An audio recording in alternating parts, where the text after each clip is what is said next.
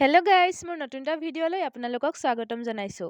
আজি ওলাইছোঁ শিৱসাগৰ জিলাৰ সাহিত্য শাখাৰ উদ্যোগত আৰু বীৰ লাচিত বৰফুকন মহাবিদ্যালয়ৰ সহযোগত স্থাপন হোৱা আবৃত্তিৰ লিখনি আৰু বক্তৃতাৰ কৰ্মশালাখনিলৈ বুলি। যিহেতু আমাৰ গাঁৱৰ পৰা যুৱক যুৱতী, শিশুসকল আৰু আইমাতৃসকলক নিমন্ত্ৰণ কৰা হৈছিলে আৰু সেইবাবে আমি সকলোখিনি ওলাই মেলি ল'লোঁ। যিহেতু ইমান গৰম, যাবলৈ মন নাছিলে যদিও ওলাইছোঁ। আৰু যিহেতু গাড়ী এখনেই হ'ল, মানুহ কেইবাগৰাকীও হ'ল, সেইবাবে অলপমান থেপাথেপি হৈছে আৰু।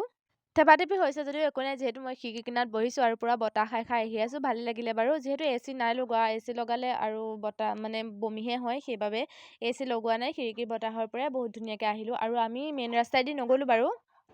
যিহেতু ৰাস্তাবোৰৰ নিৰ্মাণ হৈ আছে, সেইবাবে আমি গাঁৱে গাঁৱে আহিলোঁ আৰু গাঁৱে গাঁৱে আহিলোঁ ইয়াৰ পথাৰৰ পৰা ধুনীয়া মনোমোহা দৃশ্য উপভোগ কৰি। যিহেতু আমি মহাবিদ্যালয়খন পাই গ'লোহি, বীৰ লাচিত মহাবিদ্যালয়। আৰু এয়া মিটিং হ'ল যিহেতু, আৰু কবিতা আবৃত্তিৰ বিষয়ে বহুতখিনি কথা শিশুসকলক বুজাই দিলে আৰু আমাকো বুজালে, আইমাতৃসকলকো বুজালে আৰু খুব ধুনীয়াকৈ আবৃত্তিৰ বিষয়ে যিখিনি আমাৰ জানিবলগীয়া কথা সেইখিনি বুজাই দিছে। যিহেতু জন্মাষ্টমীত আমাৰ সমাৰোহ আহি আছে, সেইবাবে আমি বহুতো বিষয়ত অংশগ্ৰহণ কৰিব লাগিব আৰু আমি আবৃত্তিৰ বিষয়ে অলপমান শিকি বুজি ল'লোঁ। আৰু সকলোৰে বাবে আহাৰৰ ব্যৱস্থা কৰা হৈছিলে আৰু আমিও আহাৰ গ্ৰহণ কৰিলোঁ। আৰু মোক দেখাই দিছোঁ অলপমান, মোক কেনেকুৱা লাগিছে নিশ্চয় কমেণ্ট এটা কৰিব। আৰু মই বহুত চিম্পুলকৈ আহিছোঁ, যিহেতু ইমান গৰম, একো মুখত লগোৱা নাই। আৰু মহাবিদ্যালয়খন ইমান ধুনীয়া, আৰু ইয়াত চাওকচোন গছ ফুল ইমান ভৰি আছে বিদ্যালয়খন। প্ৰথমতে মই মহাবিদ্যালয়খনলৈ সোমায়েই ভাবিছিলোঁ এনেকুৱা এখন মহাবিদ্যালয়ত পঢ়িব পৰা হ'লে বহুত সৌভাগ্যৱান বুলি ভাবিলোঁহেঁতেন।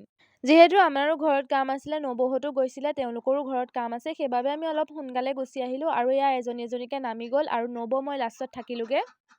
আৰু শেষত নবৌগৰাকীও নামিলে, মই অকলে থাকিলোঁ গাড়ীত। আৰু বেছি দূৰ নাই, অলপমান আৰু, সেইবাবে। আৰু ড্ৰাইভাৰ দাদাজনে মোক সুধি আছিলে কিহত পঢ়া কি নাই সেইখিনি, আৰু ময়ো এয়া কৰি আছিলোঁ, ভিডিঅ' এটাকে কৰি থওঁ বোলো।